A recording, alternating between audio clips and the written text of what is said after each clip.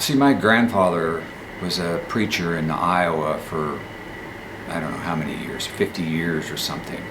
So, and then my mom and dad both actually spent time preaching as part of the church. My mother retired as a pastor. So growing up, it was kind of a given that we would participate in church.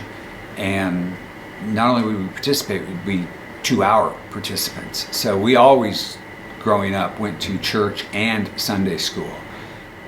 Until I was a late teenager, that was the given, that we would just do it. And we came every Sunday and 2 hours at a time.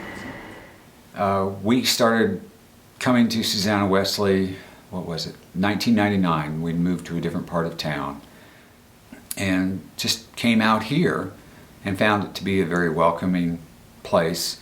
There seemed to be a lot of children's activities to keep Colin busy, but eventually with Ian being born in 2001, to have the boys be able to grow up someplace that had a lot of activities, a lot of things going on in a welcoming community.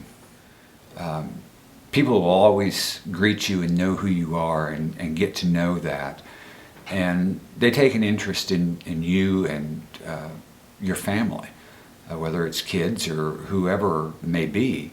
There's a real connection that's made to try to keep up with what's going on and how things are going. There's been a lot that's been helpful, and particularly lately with Shirley's passing, that the church was something that was there, and I just can't, the outpouring of help and love and emotion that came with that has really been helpful as part of the grieving process. Yeah. And there's been times throughout my life that I haven't been as involved and done as much, but it always seemed, no matter how many times I ran away from God, when I needed God, God never ran away from me. He's always been there. And no questions asked.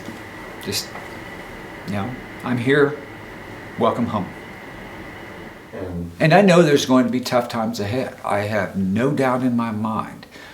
But I also know that God has blessed me with so much that while this is a huge loss, there's so much more out there that I can be thankful for, and so many ways that I can share that and continue to do my service to others as people have served me and as God would want me to serve them.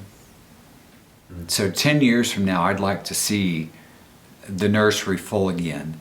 And when we started with Colin, the first grade class had 20 kids in it or something. And my vision and what I'd like to really see is really picking up those numbers and having lots of people. And so we're serving multiple generations for multiple years to come.